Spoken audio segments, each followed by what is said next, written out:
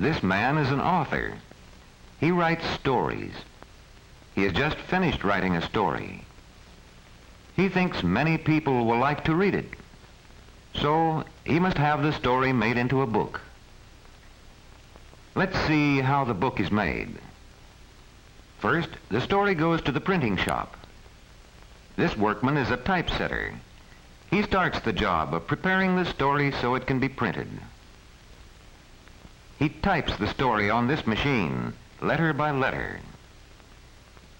Every time the typesetter touches a key, a mold for a letter slides into this box. Many molds together make a line. Every time the lever goes up, melted metal pours over the letter molds inside the machine.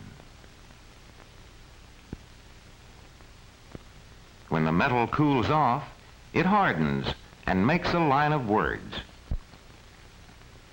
It takes many lines like this to make a page. As the typesetter works on new lines, a man takes the finished lines over to a long table. Here he arranges the lines for each page.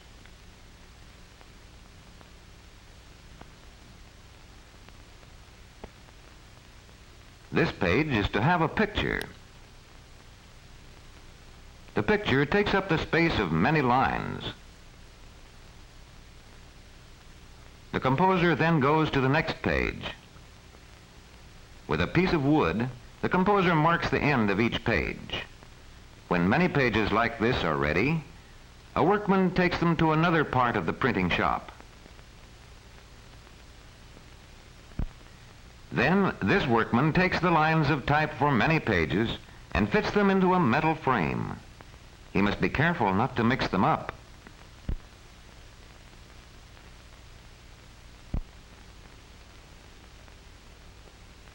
Long and short pieces of metal keep the pages apart and fill out the edges. This key locks the lines and pictures tightly in the frame. He locks them on all sides.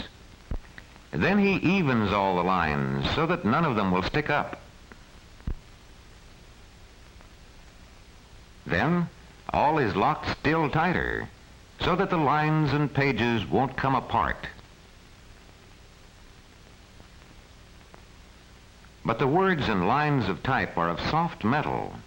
They would soon wear out in printing. In this shop, they are made into copper. Copper is hard.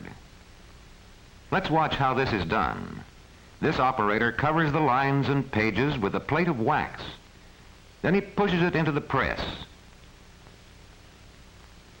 Down goes the press, and out comes the wax plate with all the pictures and letters pressed into the soft wax.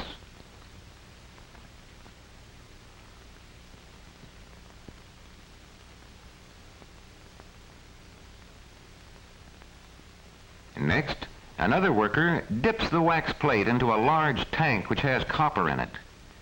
The copper goes into all the places where the letters have pressed into the wax. It forms a solid plate. It has the same letters and same pictures as before, but it is much stronger. Many books can be printed from copper plates. Now the plates are cut apart. This sharp saw easily cuts through the hard copper.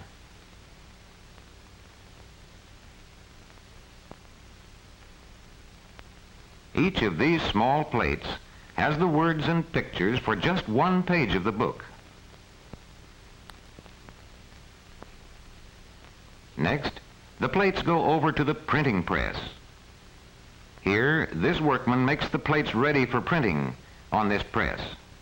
That is why they call him the ready man. The space where you see him now is called the press bed. 64 pages fit on one bed. The ready man fits every plate tightly to the bed in the right order.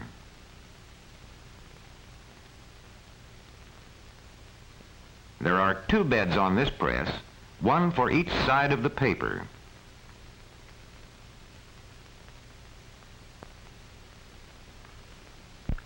Both press beds of this printing press must be filled with plates before the printing can begin.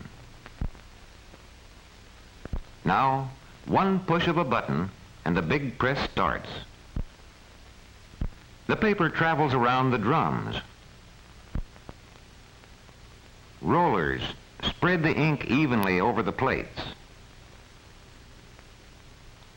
First, one side of the paper is pressed to one set of plates, then the other side of the paper to the other set.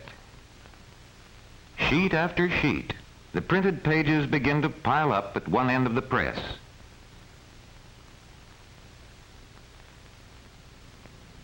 This workman now examines the sheets to see if they are nicely and clearly printed.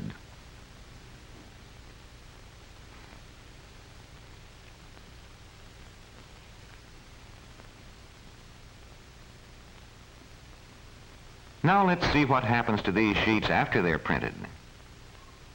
Here in the bookbinding plant, they first come to the folding machine. Each large printed sheet will be folded until it reaches the size of a single page. And the machine goes on, folding and folding, until all the printed sheets have been folded.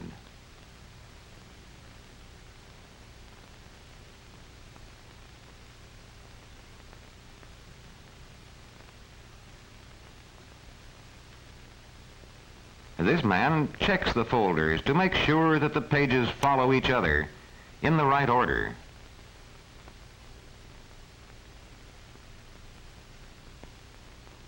Then all the folders are taken to another part of the bindery. This part is called the gathering room. These girls stack the folders in piles and put each pile into its proper bin. They see to it that there are always folders in every bin. This machine gathers the folders in the right order from the first page to the last page of the book. One by one, the machine gathers all the folders for one book. At the end of this long machine, the folders are coming out, all the pages for the book.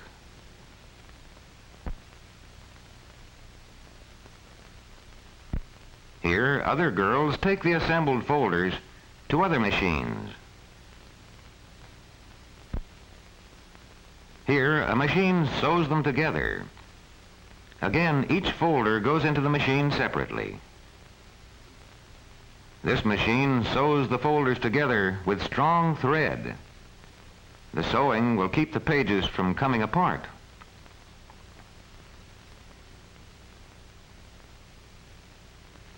After the books have been sewed, they go on to the trimming shop. This machine trims the pages to just the right size with 3 sharp knives. First with one knife for the long side of the book, then with 2 knives for the 2 short sides.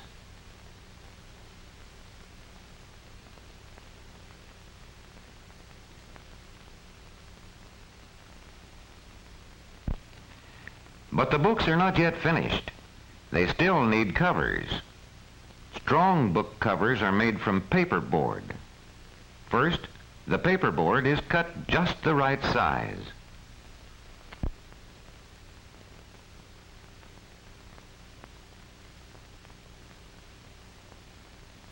Next, cloth from this roll is glued over the paperboard.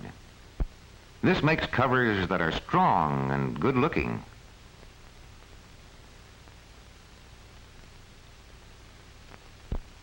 At last, the name of the book is stamped on the cover in shining gold letters.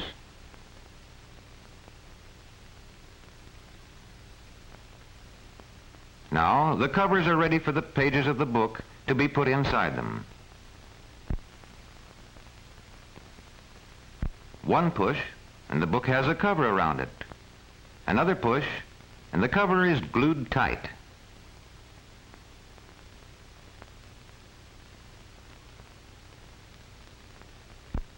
Here they go, all finished and ready for shipping to all parts of the world. The story has been made into a book for readers everywhere.